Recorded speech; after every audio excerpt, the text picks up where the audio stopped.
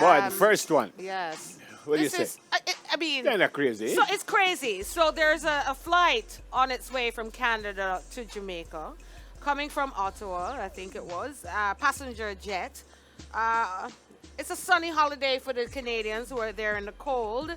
And the WestJet flight on its way to Montego Bay had to be diverted to Toronto. Why? Because a man thought it was very funny when he bursted out and told the people that he had the coronavirus. Yep. He was 29 years old. He was from Ontario.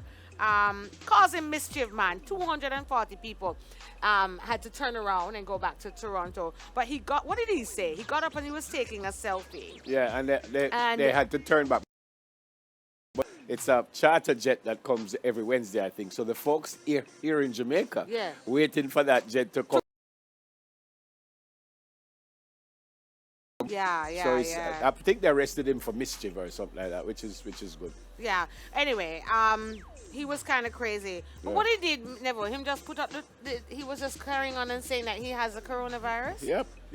He says, out of abundance of caution, our crew followed all protocols for infectious disease on board, including sequestering an individual made an unfounded claim regarding coronavirus. And he stood up and declared that Yep. he has infected more than 20,400 and killed 425. Like, Yep. sometimes I wonder, people really need mental health checks. Crazy. Not funny at all.